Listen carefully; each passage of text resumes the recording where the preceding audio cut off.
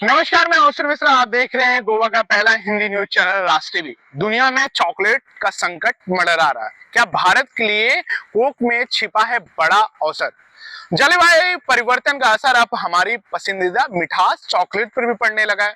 दुनिया भर में चॉकलेट की मांग तेजी से बढ़ रही है, लेकिन कोको की आपूर्ति दिन पर दिन घटती जा रही है। और कोको है तो चॉकलेट है, ये तो भैया बहुत फेमस कहावत हो चुकी है। अब सवाल ये उठ रहा है, क्या वैश्विक संकट भारत के लिए एक नई उम्मीद बन सकता है? चॉकलेट की जड़ में कोको, और कोको संकट में क्यों है? चॉकलेट का मुख्य कच्चा माल कोको है, जिसकी 70% से ज्यादा खेती पश्चिमी अफ्रीका में होती है, खासकर घाना में होती है। लेकिन अब एक क्षेत्रीय जलवायु परिवर्तन की मार झेल रहा है। क्या बदल गया है इस सब में?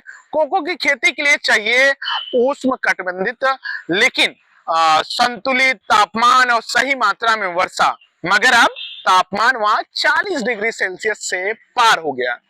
बारिश तो बहुत ज्यादा होती है या बिल्कुल नहीं होती। नमी बढ़ाने से 80% तक फसल खराब हो जाती है।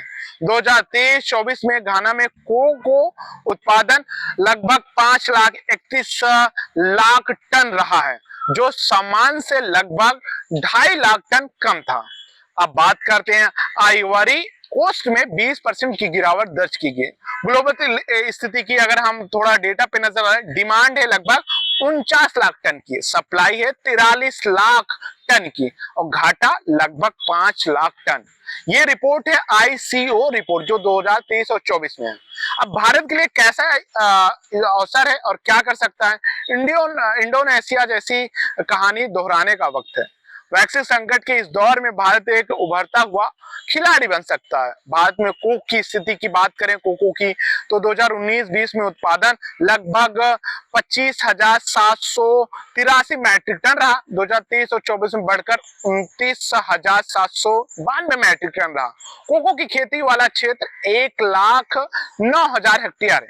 क्या बना रहा है क्या बन रहा है भारत की ताकत? भारतीय कोको पेड़ सालाना लगभग 2.5 से 5 किलो फल दे रहा है। दुनिया का औसत लगभग 25 किलो है। केरल एग्रीकल्चर यूनिवर्सिटी और यूके की यूनिवर्सिटी ऑफ रीडिंग के सहयोग से 600 से ज्यादा प्लाज्मा कलेक्शन हाइब्रिड इसमें, जो गर्मी और सूखा झेल सकती हैं। 100 साल तक फल देने वाले मल्टी क्रॉप किस्मों पर रिसर्च जारी है, लेकिन चुनौती भी है। ग्लोबल मार्केट में साझेदारी अभी बहुत कम है। क्वालिटी प्रीमियम चॉकलेट के लिए बेहद जरूरी है।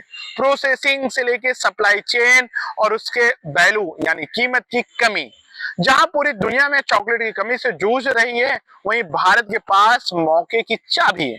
बस जरूरत है रणनीति, प्लानिंग, रिसर्च और नियत क्षमता को और निर्यात क्षमता को और मजबूत करने की। क्या 1980 में इंडोनेशिया तीसरे सबसे बड़े कोको उत्पादक देश के रूप में उभरा था, तो क्या भारत अब इस अवसर को लपक लेगा?